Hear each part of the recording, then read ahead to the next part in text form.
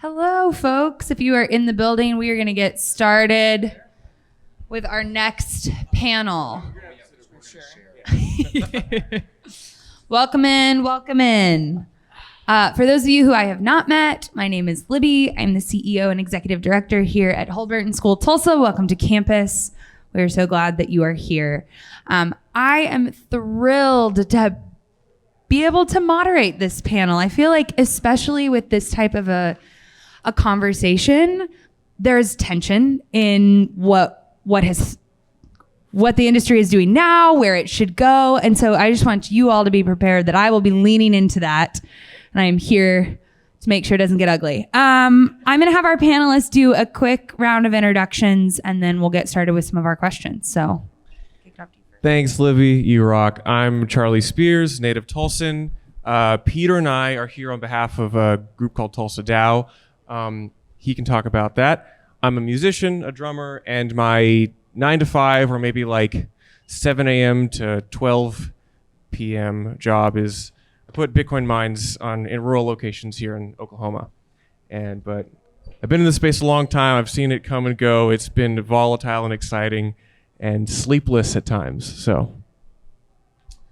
Hello, my name is Peter Hilborn. I have over 2 decades in the music industry, and also with Charlie, we've created and started the Tulsa DAO, which is just a group that coordinates and educates Tulsans on Bitcoin and the digital asset space. We really don't try to sell anything. It's just information and a group of like-minded individuals. It's rare that you find such a strong group in the crypto industry and a regional or local organization. So very happy to be a part of that. And thank you to Libby and Tulsa Creative Engine and Dreamland Festival. Hi, I'm Anoop Kantupata. I lead business development at Nifty Gateway. Nifty Gateway is a marketplace for NFTs, done like I think $900 million in primary sales since 2020. I've been in the Web3 crypto space since about 2015 when the folks over at Ethereum came and tried to pitch us to invest. I sadly did not, but I started a DAO in 2017. It was probably one of the first 3 in kind of the world. It was an ICO investment DAO, and now I've got a DAO. I've got like 4 DAOs now. I just spend all of my time talking about and looking at NFTs. Well, it's pretty much all of my life. Okay, so you have said crypto, Bitcoin, NFTs. The topic of this panel is Web3. So we were talking yesterday that like you could ask 10 people what is Web3 and you're going to get 10 different answers. So I want your answer to the question, what is Web3? Identity by wallet. Right. I think we're moving Web 0 to Web 1, Web 2. I mean, it's all these crypto people use all these terms and everyone else in the world doesn't really care. But if you think about like signing in with an email address, signing it, like if you think back, let's go like 20 years ago, you used to sign into things with your social security number. Like that was your account. Then it became your email address. Then it became single sign-on with your Google or your Facebook or whatever.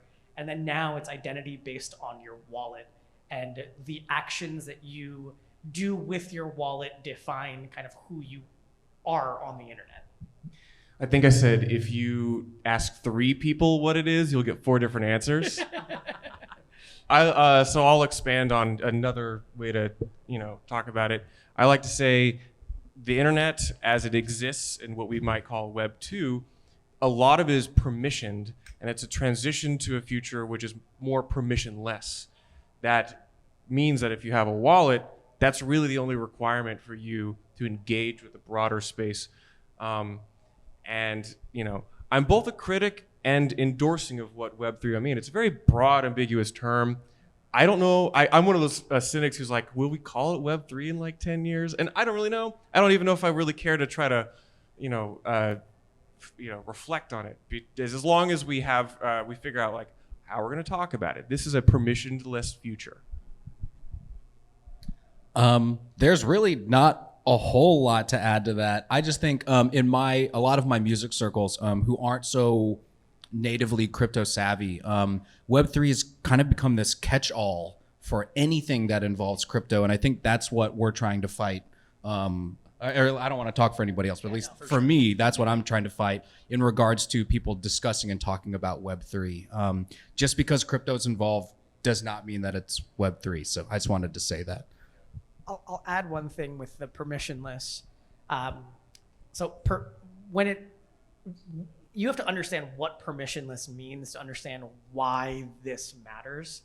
And so I think the best way to kind of describe it is, in the current world, if you're signing a contract with someone, you have to hire a lawyer. You have to hire someone to kind of like put that statement of work together. Then you get paid, they decide when to pay you. So it leaves a lot up to like the person's discretion. In the Web3 world, that's all done with code. And so if you and I agree that if I'm transacting on this and you're agreeing at this price, then this is just what happens, because it doesn't require approval from anyone for the transaction to occur.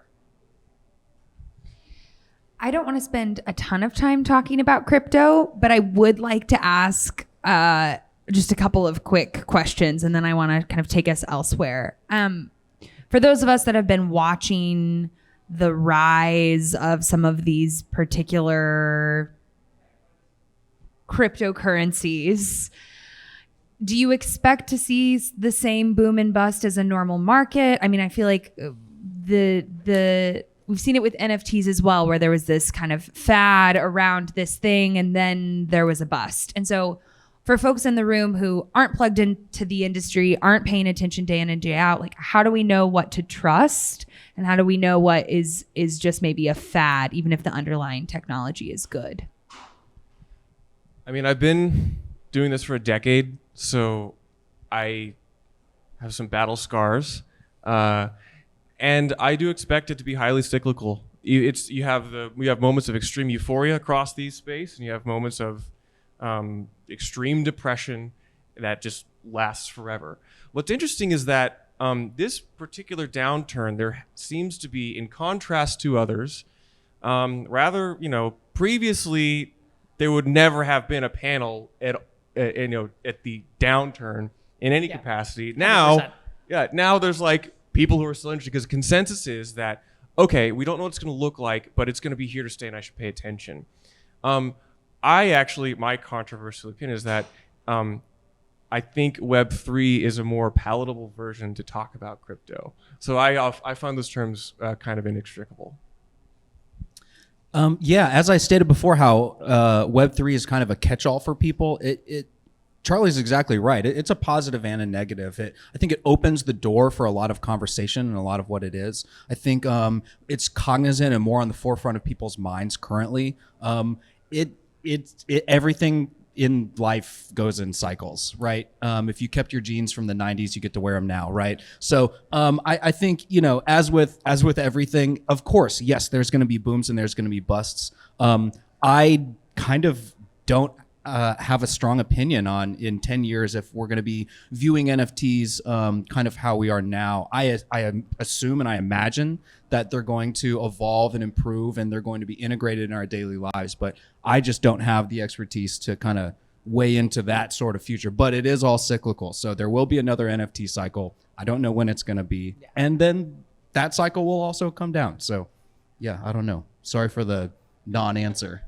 I think the cycles in this space are more dramatic because there's lots of money involved.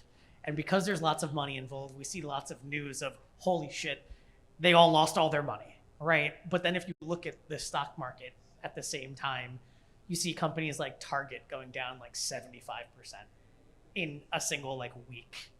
And Target, right? It's Target. Everyone knows Target. And you don't think of that as a company to be as volatile as Bitcoin. But we're kind of moving into an era where the boom and bust cycles of capital are occurring across the entire capital stack. And it's just, there's more attention on this space than there is on Target going down 75%.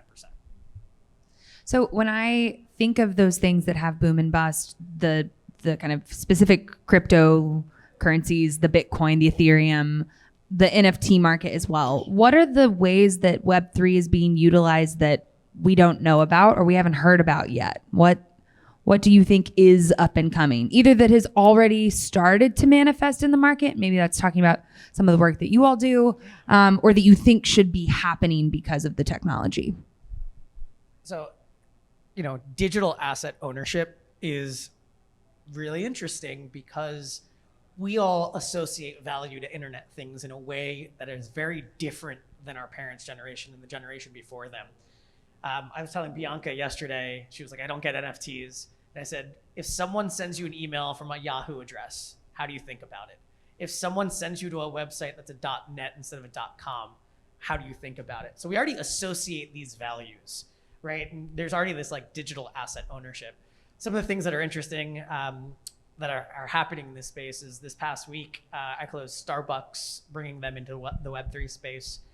And it's super exciting for me particularly because I worked on it, but it's because they have 30 million customers, 30 to 60 million customers that use this loyalty app already. And so they're using an app they already know. We're not changing their behavior. We're just extending their behavior to include NFTs. But we're not calling it NFTs. We're calling it stamps and digital assets. And we're taking away the negative connotation of these words because of the boom and bust cycle. And it's really important to change that terminology so that people aren't like, oh, this is really stupid. I don't need a Starbucks stamp. But if you use the Starbucks app, you already get a star. For every 10 coffees you buy, you get a star. That star means you get a free coffee. But the difference of what exists on that platform is it's an enclosed private space. You can't trade that star with anyone else. You can't use that star to go buy a magazine or go buy a soda. Like you can only use that for a coffee at Starbucks. And so what we're doing is we're opening that up to that star can mean, a dollar value. That star can mean you can buy a newspaper. You can use that digital asset to exchange it for something else.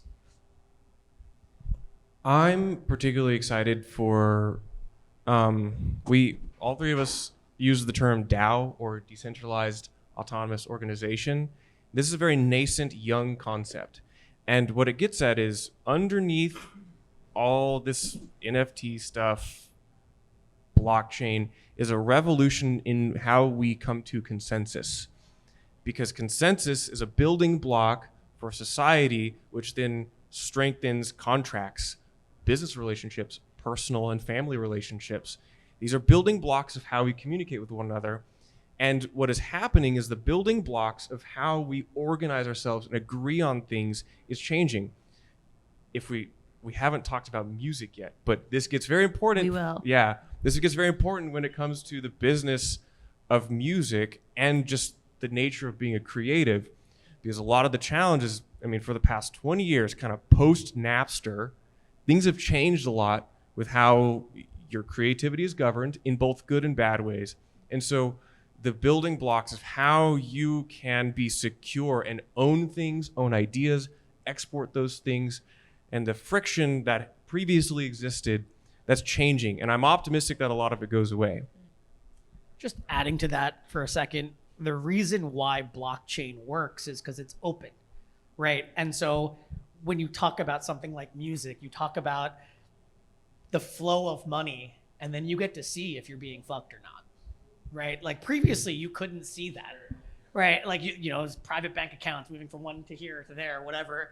Like I always laugh at like the term movie math because I think it's like Star Wars or Lord of the Rings or something has never been profitable, right? Just because of the way they've structured it. And so like some of the actors have never gotten paid. And it's like one of those funny things where it's just like, yeah, we did it. Like we can do that, so we did, but you couldn't do that on blockchain because you'd see who everyone's getting paid and how they're being paid and when they're being paid. This is pretty funny. What question is this, number 4? So it took us 4 questions to get to finally very varied answers. And just like there's 3 people here and I'm about to bring in the 4th argument. So we're pretty on brand here. The things that I'm most, all of those things are important. The things that I'm most important, or that I think are most important and the coolest things in the future happen to be what this panel is about, Web3 and specifically the music industry. There's 2 platforms and 2 really good use cases that are being built right now. Yes, we're in a downturn. the whole entire world market is down, but builders are going to build. And so on the Cosmos blockchain Atom ecosystem, there's a new chain and a new coin called Bitsong, and they have fan tokens. And so they are releasing artist fan tokens right now as we speak. There's 14 on there. And so that's a really great use case just for artists to see that other things are possible. You don't have to sign that contract where 60% of your album sales go to the record label, right? It doesn't have to happen that way anymore. The other one is Audius, and they started on Ethereum, and it's kind of super complicated with PDAs and weird signatures to cross between Ethereum and Solana. We can get into the weeds if you want. But those are just two really great platforms that are bringing the real power, the ownership, and the creativity truly in the hands of the artist. And so that's why I was really excited to be on this panel, and just crazy excited for the future. I also have my battle scars, but they're not from 10 years in crypto. They're just from 20 years in the music industry. And so, So you mentioned that concept of I'm signing my life away. I'm signing 60% of my funding away. What are the other ways you think that Web3 can be leveraged for musicians or for the creative class? I think from what I've seen, the contracts can be as varied and as custom as the two parties want to make them. It seems to me that anything and the partnerships and the agreements, it's just all uncharted territory now, because just like Anoop said, there's things that you can capture that can be on chain that we can see that no one's been able to see before, or maybe even, not all transparently. So with all of that in mind now, it's now a different math equation, right? There's no more solving for X, because now we know what X is. So you can almost fill out the rest of the equation for payment and for those agreements because of the transparency. I think with the creator economy, blockchain is enabling the creator economy to do more, but it all starts really with connecting with your audience directly. Whether you're an NFT artist, whether you're a musical artist, any time that you can sell directly to your customer and a middleman isn't taking a cut, that's really when it starts transforming. That 60% adds up, right? 60% is a lot. And for NFTs and the art space, like gallerists take 50%. The record agency takes 60%. But if you are able to connect with your audience, and then they want to buy not only your music, but your merch, all of the other things that build up your business as a musician, you then have direct access to that profit versus a cut of it. And I think that's really where this starts getting transformative. At the top, I said, I think one of the characteristics of Web3 is that it's permissionless. And we can look at the modern state of music, where you have a global distribution platform streaming music anywhere, but it's very complex. And to get from the creator to the audience, there are a lot of pieces in between. And a prerequisite for a creator to have a career even is a bank account. It also helps if you live in a first world country. Those are not barriers at the fundamental base layer anymore, because as Anoop said, if you have a wallet, again, there's a lot of asterisks and conditions here.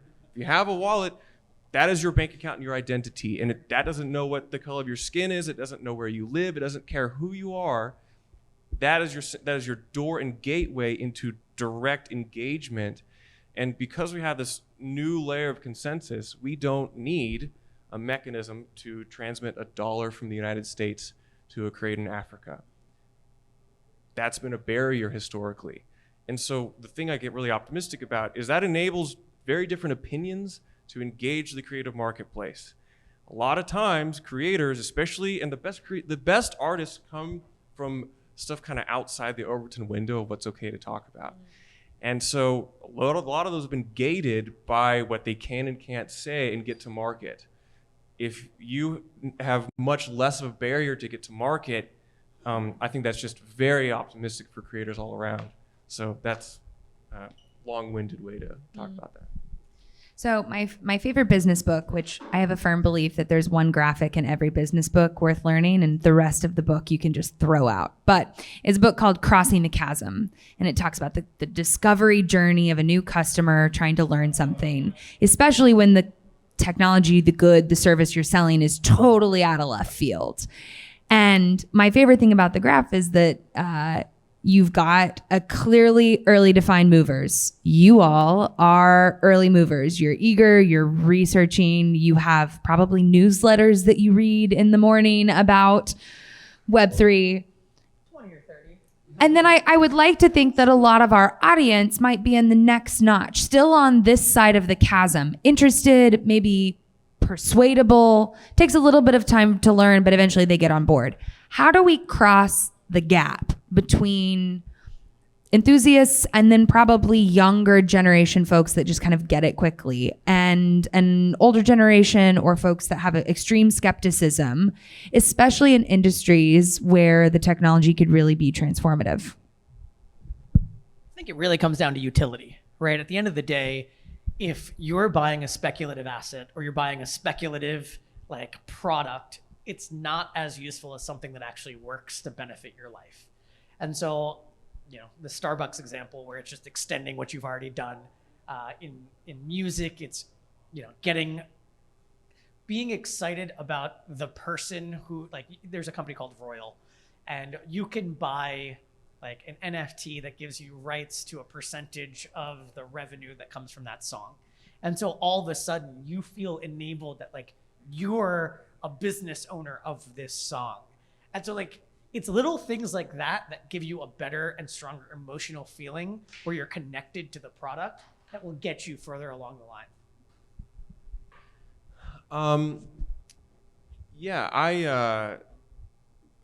It is very challenging to kind of stay focused in the space, because the conversations you have every single year change. The kind of questions you get are very different. And one of the you know, with more open access and with more opportunity also comes more responsibility, because if you remove these middlemen, that means that you as the creator have to kind of assume and figure out how to be that for yourself. And so that requires pretty much consuming more information. You can spend less time flying to Amsterdam to try to go play a show or meet with a label or something. And that time is now going to be spent more towards like focusing on how to execute and understand what you're doing. I think, I forgot where I was going, but yeah, that's not. I think it's like anything else. First, you have to have a reason that you want the change or something to improve or something new. And then after that comes, it's just about what you can learn. And for me, it was just one giant or one tiny snowball that just went down a mountain, and now it's this large thing in my life. Kind of once you fully understand what it means to be in a decentralized network, it's hard to go back. And so really it was the decentralization that got me into crypto, period. And then that just moved me all the way to being on this stage today. So I'll push you though, like, will the decentralization be the driving force for most individuals, or is it going to be the Starbucks apps shifting? And what does that look like? So go ahead. Oh, I was going to say, so I think this has a lot of analogies to the early internet boom prior to the late 2000s, but rather the late 90s and late 80s and early 90s. Because even at that time, this is becoming a mainstream network. But even like there are famous videos of talking heads not even knowing what to say. They call it, "What is going on with internet?" Yeah. And so the language they even use is ambiguous and confusing. And then even today, everybody is constantly connected to the internet, but most people don't understand the underlying like TCP/IP infrastructure. And it's the same thing. What changed to actually distribute this to everyone? And we often refer to a period, among others, but called the Netscape moment, where you have previously kind of had to do MS-DOS or some kind of like command line to use the internet. But now you have a consumer-facing product. No, it doesn't even have to be a product. It can just be an open source application where it makes it very accessible. It kind of helps a lot of the confusing underlying components fade away, and the average person can just use it. And so I would probably say we as an industry have not yet had our Netscape moment. And the beauty of it is it can be extremely lucrative for who's ever able to execute on that, but it doesn't have to be exploitative. This is one of the things I try to be very attentive towards is our industry can look very exploitative to many people. And I want to say that it's not. So I've been using the same example since like 2017. If you take out your phone and you look at Instagram, what makes Instagram work? Like, what's the database behind it? I have no idea the answer, right? But we all know when you open Instagram, like 10 photos show up, and somehow they like sent it magically to your phone beforehand. But I don't know what the technology is. I have no idea how they do that, but that's like what powered Instagram and made it work. When blockchain does that in an app, and you open an app, it's on some blockchain, it's working. That's when like the next 500 million users come in. When they don't know that they're using the technology and the technology just makes their experience better, that's when like it doesn't matter what they think about it, it's just what happens. How much of that do you think is driven by existing brands leveraging the technology versus something that is an actual new product, a new consumer product? So the NFT boom really started in January 2021, and Starbucks announced last Tuesday. So it took exactly 18 months from the start of the NFT cycle for the largest brand in the largest coffee brand in the world to get in this space. And so those brands that are all coming in, you have Budweiser, you have all the airlines, you have anyone with a loyalty platform, you have, and like that's a use case.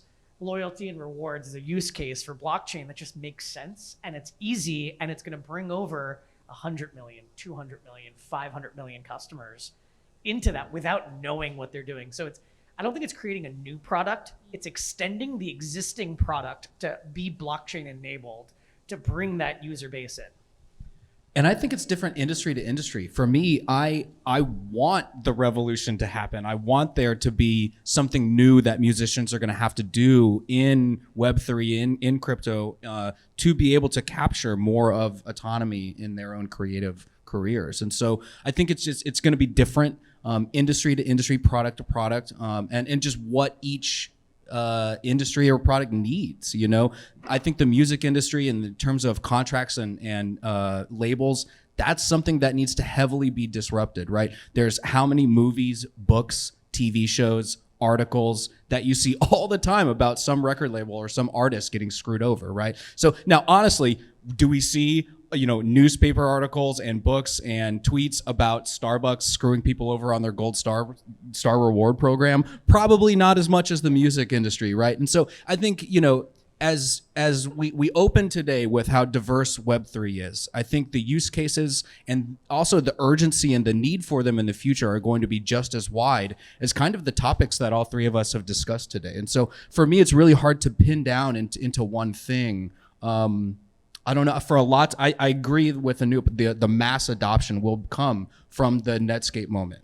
But I hope the revolution comes in stuff like the music industry and where people and individuals can really feel their power. So if there are folks in this room listening in who say, yes, this is compelling, how do they take the first step? Because how do you go about being part of seeing the change you want to see in the world, aside from downloading an app and buying part of Ethereum? I think the answer here is the same as the answer in any new technology. You go to YouTube, right? Like it's like a funny and simple answer, but like I like to say there's two type of people in the world: the people who someone asks a question and they say, I can YouTube it. And then the other person says, I have no idea how to do that. All right. And like, we've narrowed it down to two types of people. And so if you're starting, you can watch YouTube and then like set up a MetaMask wallet, right? And any type of wallet, MetaMask is just the most common. And that first step of writing down your secret key makes you realize what happens if you lose your secret key, right? And like, it's super important to know that because you're fucked, right? And like, you truly start learning when you realize how to not fuck yourself. So that's a very interesting answer, and there's a lot of YouTubes. There's a lot, but for us, Charlie and I, if you're local, right, the Tulsa DAO, we've started this so it can be a reference point. If you are at zero or you don't know how, like that's why we've created this in Tulsa. And it's local. We meet every month where you can meet with real people. We're not just going to DM you and it's some profile picture of a sunset that says, give me your seed phrase and I'll set your wallet up. It's none of that, and so we truly do want to be a resource. So if you're local and you want to help get off zero, or even if you're in it and you want to, know how to get to all the really cool stuff that's on the cutting edge, that's what we're here for. So happy to be able to, give that 2 cents on the Tulsa DAO.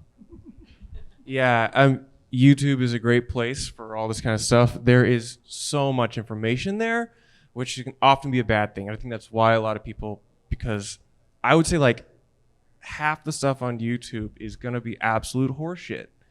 And, but there is really good stuff. One of the things that's been lacking personally, because I've been in this space for a long time, is we can say this is online and we can talk about it abstractly in these decentralized networks, but those are things that go on top of how we humans normally operate, which is in person. And that's kind of what Peter and I are doing, is that us and the other people in the Tulsa DAO, we live in Tulsa. We're not going anywhere. You have a social implicit verification that like, you know where we live probably, or you know who our friends are. Those are things we actually care about. And so we can't just tell you all this bullshit and then go like, and then I'm going to run away with all your money. We want to advocate for our neighbors. That's what Peter and I do.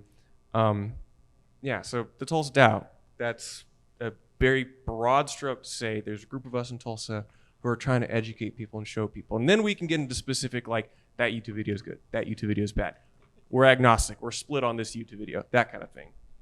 So really quick, I was on the board and on the marketing team for a coin that I'm not going to name. We paid YouTubers and influencers regularly anywhere from $10,000 to $50,000 per video. So really be careful what you watch on YouTube and what tweets you're reading. Make sure it's not a crypto influencer, and make sure they're not trying to sell anything. Anyway, how do you feel about that? If I am looking for other news sources, I mean, I can sit here and talk to the three of you, but you're getting on an airplane, and I assume that you all will go listen to some live music here in a little bit. Are there other resources, any newsletters that you have, any people that are trusted in this space that you regularly look to? Yeah, there's Kobe on Twitter. He's like, I mean, so this, like everywhere else, and like YouTube, Twitter is going to have your paid shills. You're going to have your people who are just getting paid. This is kind of going to be an interesting answer because all of the exchanges have it in their best interest that you learn about cryptocurrency in the best way without them like shilling one way or the other. And so Coinbase, FTX, Binance, Gemini, they all have like resource centers where you can learn like basic things. And then there's a few different apps. I'm blanking. Do you know the ones where they pay you to do the exercise to like learn about the token? Do you know what I'm talking about? there's Rabbit Hole. Rabbit Hole, that's the one. So Rabbit Hole is one where like you go set up a wallet and they like give you some token for setting up a wallet, right? And so it's activity-based learning. So if you go learn and like go do a thing, they give you some of that token. You go do another thing, it's another chain, they give you some of that token. And so you're learning about how it all works as you're earning from them. I've spent 30 minutes talking about Web3, but I personally don't want to endorse many specific things outside. I've managed to get this far without talking too much about Bitcoin. I personally only want to endorse Bitcoin, so I advocate for long-standing, tenured Bitcoin podcasts that have been around the block, whose words and comments and views you can verify. Go look at what someone was saying 4 or 5 years ago, and if that passes the smell test, then they're probably insightful today. And so I I don't want to say anything on stage. I like to talk about it in person. There's Andreas, on YouTube. He's one of the, I don't even know what his role is anymore. But like a decade ago, in a room of 2 people, he was pitching Bitcoin and talking about it. 10 years later, there's now 25,000 people in the room, and he's giving the same presentation, right? And so someone like that, and you can look him up, Andreas Bitcoin, you'll see like 100 different talks that he's given that are all very similar. And it's like, he's like a guy who's like, he's not, I mean, he got rich, but he wasn't one of the VCs that was like, buy my token, like you're gonna make me money. He was talking about the benefits of the technology, and he's been talking about the benefits of the technology for a decade. Yeah, I find myself in a tough middle ground all the time. I also am predominantly and only want to endorse Bitcoin, but the cool cutting edge music industry stuff isn't happening there now. So I've had to kind of round out and educate myself on the broader crypto or Web3 environment to learn about some of these music platforms and these just the other opportunities that are out there. And so it's tough. Finding those are hard. If you have a Discord account, you get up to 100 Discord servers before you have to buy another one. So I'm at 98. And that means I read newsletters and updates and announcement channels for 98 Discord servers. So when you get all the way out on the edge, it's tough. It's tough out there. Okay, reel it back in a little bit then. If I maybe am not the creator, but I am interested in understanding how I'm going to be consuming art and participating and being a patron of the arts. We've talked about the contract side for musicians, for artists, but how might Web3 change or revolutionize the relationship between those that are patrons? Yeah, I'll just zero in on one thing of many, which is the streaming and distribution platforms. So right now the model is you pay a monthly fee to a large corporation who has 1 or 2 options for you to do that, and they decide how the money is going to the artists. That's worked pretty well. I know we're hugely critical of it, but that really allowed people to get music out the door. That has huge issues though. If I listen to 500 hours of the Red Hot Chili Peppers, they don't see any of that money. I don't really care, they're rich enough. If I listen to 500 hours of some local artist, because I'm a huge fan, the money to them just does not really reflect the amount of money and value that I spend on music a year does not reflect what I actually care about. So one of the things is the friction of micropayments specifically and micropayments directly to creators is going to fundamentally change. It already changes. I endorse Fountain app, streaming sats and Bitcoin directly to podcasters and creators. But what happens is now how much I care about an artist is actually going to reflect how much that artist receives in kind of my money, my interest, and my endorsement. And that's one of the really cool things, because if I listen to 20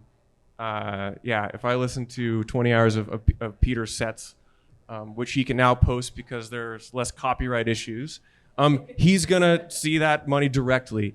And there might be some other mechanisms which take a cut to facilitate that, but it's far less, and it's a far more direct relationship.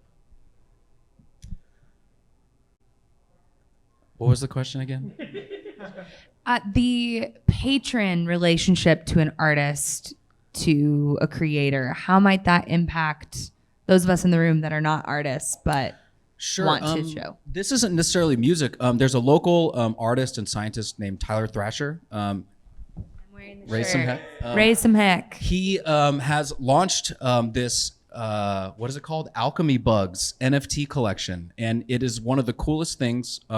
You have these boring bugs, and then he's a chemist. So there's elements. And so if you mix, I don't know, a moss element with a boring beetle, you'll get a moss beetle, right? So he's leveraged his kind of exactly the Starbucks model. He has this huge Instagram following, and he's sort of creeping his followers into getting wallets, getting into a permissionless thing, and all of the money and the revenue is going back to him. And so I think we're seeing it literally in real time. People are doing it. People are building it. It's just the beginning. I can't explain how excited I am. So in this space, it kind of is transformed where if you buy the asset of an artist and the artist does really well, you do really well too, right? Because the value of your asset has gone up. And so now you become almost a business partner of that artist where you want to amplify them and they want you to amplify them too because it benefits everyone. A friend of mine started this NFT project called Goblin Town. Very funny, weird thing. And it was a free mint. They like had a Discord. People joined the Discord. And this guy popped up in the Discord before NFT NYC, which is this big conference. He's like, hey, I want to make you a hot sauce. And they're like, okay, who are you? He owns Sriracha. He's the heir to Sriracha. And they made a Goblin Town Sriracha directly from the Sriracha factory, like for NFT NYC. And we were all like, shut up. How though? Like, how the hell? Like, you can't get in touch with Sriracha. It's a closed family office. Like, they just make their Sriracha. Like, there's a Sriracha shortage. And all of a sudden, there was Goblin Town Sriracha. And so, like, these funny things happen where because it's in your benefit to do things for your artist community, for that project, you can start seeing things amplify. So, like, in other projects, beer companies have been doing, one-off, like, they put the NFTs on the beer, or the artist on the beer, and it's like, my friend just launched Knights of Degen, like, hazy ale. There's, like, and you can go to, like, these bodegas around New York now and see, like, 10 different NFTs on beer because someone who owns that NFT was like, hey, I want to put mine there. I'm going to hit up the beer company and I'll set this up for you. And so all of a sudden you've turned in your audience to like a bunch of business development reps. And so that really transforms like the reach that you can have, where it was like I was a team of one. Now I sold 1,000 NFTs and like they love my stuff and they're like pitching me to a beer company or Sriracha. Like, which is wild. Yeah, it's a wild thing.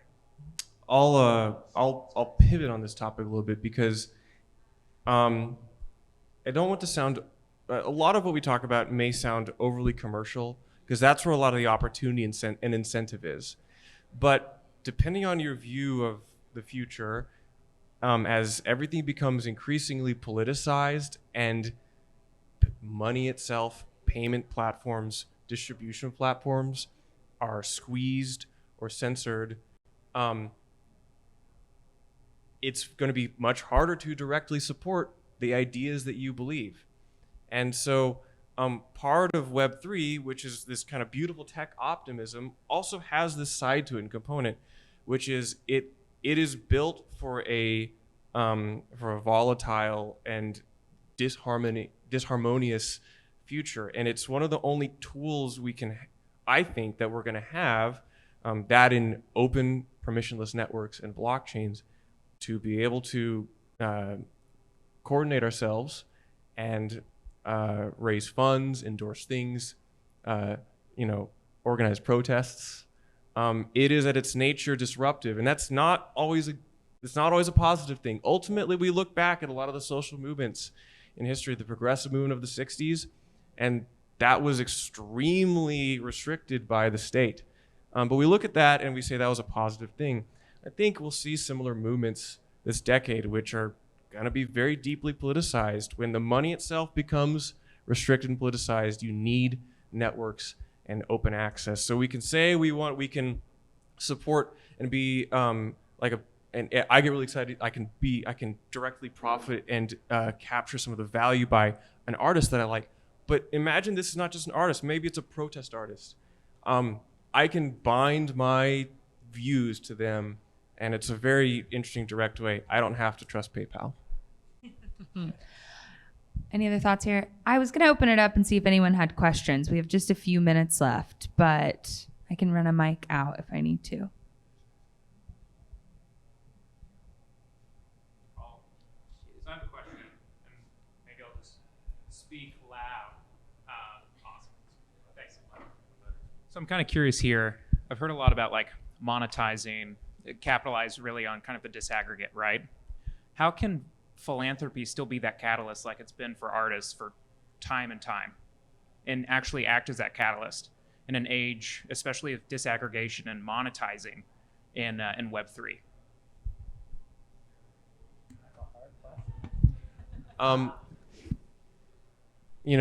Philanthropy is often good. I like generous philanthropists. We have some in town. But a lot of it does happen behind closed doors, and you only kind of see the front-facing stuff. Transparency is so important, and to remove the veil of how philanthropy works and who it benefits is very important. Transparency, as Luke said yesterday, does not necessarily mean truth in his conversation on privacy, which I highly recommend. But transparency is generally good, especially when it comes to money and how it's deployed, especially if we don't want to be money to be given under this veneer of it's always good. It's best if the people know and have input. Well, and with international aid in US dollars, supposedly you're not supposed to be able to buy, other countries are not supposed to be able to buy weapons or items of war with US dollars. Ukraine, with its Bitcoin and Ethereum wallets, were able to buy ballistic vests, medical supplies, and guns to help fight. So I'm not sure if that directly answers it, but just everything about this permissionless Web3 environment just allows for what you need to happen without weird red tape that we've all run into, I'm sure, in all of our lives. It's a super hard question. Because philanthropy does great things, it does bad things, it does everything in between, just like every other kind of big organization. But I think with philanthropy and blockchain and sort of this entire world, in my mind, where it automatically goes is to be able to like capture votes and sentiment, right? And then capture votes and sentiment of the people who are your stakeholders. You're able to really transform and capture what people think and associate it to who they are, and then make that transparent. And maybe that's not 100% of the way that money is deployed, but it could be like, this didn't exist, but now we're like surveying our stakeholders, and that vote is 10% of how we decide how to deploy money, right? Or something along those lines.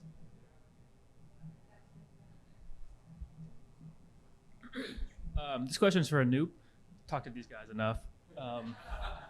First of all, congrats on the Starbucks deal. That's awesome. A lot of times when I hear about like the use case for NFT or something, my mind goes to, why couldn't you just do that on a centralized server? Mm-hmm. So I'm curious, with pitching this to Starbucks, like what was the specific value of doing NFT-based rewards that got them to be like, all right, we're in? It's a great question. So Starbucks announced this on their investor day on Tuesday. And before they announced that they were doing Web3 and they were doing NFTs, they announced that they're opening up their loyalty program. And so for 10 years, about 15 years, Starbucks has had the most robust and largest loyalty platform in the world. American Airlines, American Express, JetBlue, like all these point systems exist, but Starbucks is in this walled garden. And they're opening that up now. And so they're opening that up and they're allowing NFTs. So you'll be able to use American Airlines miles to buy a coffee, which will then be an NFT that you can then go back and go get American Airlines miles, right? So it's interoperability that they've really opened up. And it's a combination of both sides of that they opened up their walled garden and those assets are now transferable. Yeah. It can be a blessing and a curse that everything may become commoditized, but ultimately that's directionally where this was all headed, because these things have innate value, and we care that they have value, and we should be able to transact how we please. Any final questions?